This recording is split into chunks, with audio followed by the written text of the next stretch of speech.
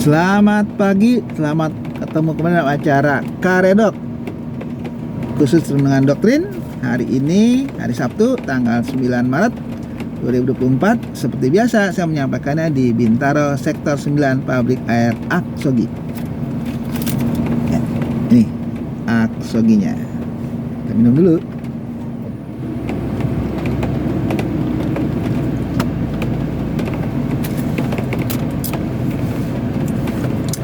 Air aksogi adalah air kesehatan yang banyak mengandung oksigen.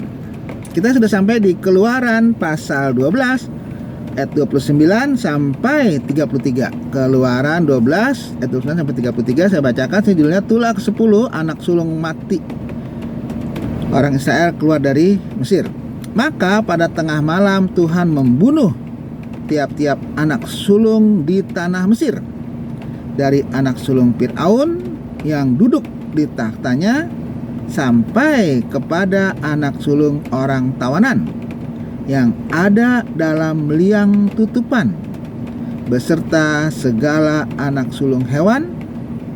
Lalu bangunlah Fir'aun pada malam itu bersama semua pegawainya dan semua orang Mesir, dan kedengaranlah seruan yang hebat di Mesir, sebab tidak ada rumah yang tidak kematian.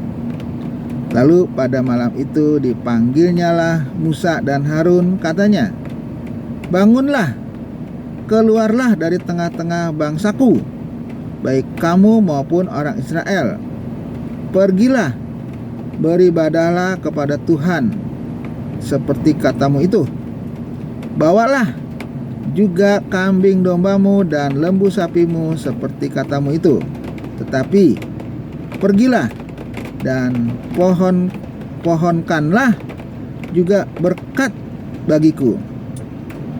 Orang Mesir juga mendesak dengan keras kepada bangsa itu, menyuruh bangsa itu pergi dengan segera dari negeri itu, sebab kata mereka, nanti kami mati semuanya. Nah itu ya. Jadi inilah tulah ke-10, tulah yang terakhir, tulah yang sangat dahsyat yang dialami oleh orang-orang Mesir ya, yang mereka tadinya tidak percaya kepada Tuhan, tetapi ketika Tuhan menunjukkan tulah seperti ini, itu kematian anak sulung, tidak hanya anak sulung manusia tapi juga termasuk anak sulung hewan.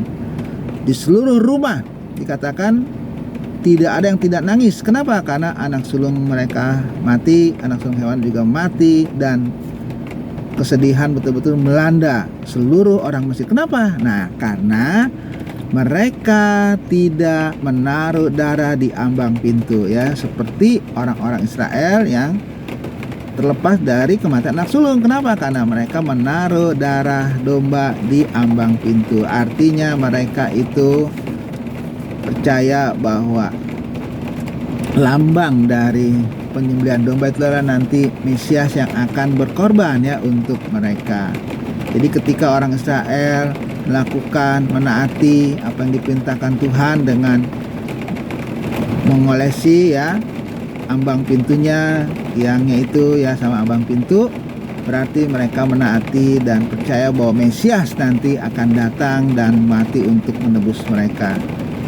Ketika mereka mengolesi darah domba itu di ambang pintu dan di tiangnya, tiang pintu itu, anak sulung mereka aman, tidak ada yang mati. Tapi di tempat orang Mesir semua anak sulungnya mati. Kenapa? Karena mereka tidak mengolesi tiang pintu dan ambang pintu itu dengan darah anak domba. Artinya bahwa orang yang gak percaya sama Mesias akan datang pada waktu itu, dia pasti mengalami malapetaka.